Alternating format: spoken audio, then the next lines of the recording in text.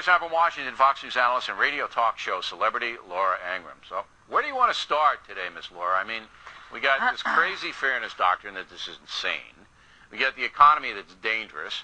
And then we got these bailout guys coming in asking for your money and my money, flying in on a private jet. I mean, have we lost our collective minds in this country or what? Well, let's start with the fairness doctrine, because you think it probably won't come to pass, and this is a lot of hot air coming from the bitter left. And I hope you're right about that. But let me just say this. When Dianne Feinstein on Fox News Sunday, this was last year, when she came out and she said that talk radio has become one-sided, vicious, something to that effect, and saying essentially something needs to be done. And then Chuck Schumer says something similar just in recent weeks. And when Mike Pence in Congress can't get a single Democrat bill to support voting on the Broadcaster Freedom Act, which would essentially put to rest this entire issue of the fairness doctrine, I think you have to start asking some real questions. I think about the questions can be asked, but look, the money involved now in the media, it's all about money in Washington, and you know that. I mean, you've been there long enough.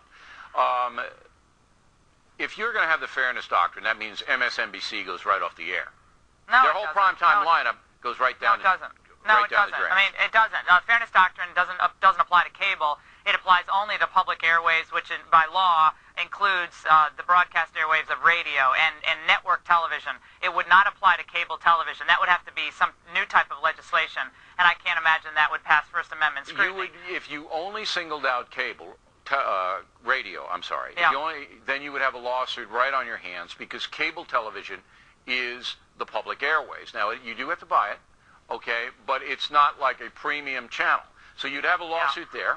NBC News is obviously broadcasting on the public airwaves, so, okay, say you even got by with them. But Bill, it's not about... What I'm trying to tell you is that the big, even the liberal media companies, would never stand for it.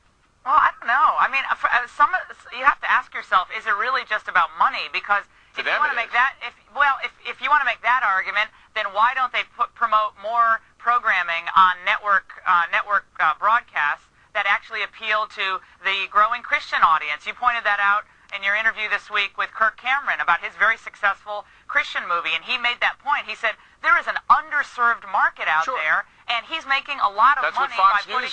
That's what Fox News serves. I know, that's why we're so successful. Right, but NBC, ABC, CBS, they could be doing but what I'm trying to tell you programming. Is they don't care their about the liberal money. agenda, certainly at NBC and even at PBS, because that would come under fire too.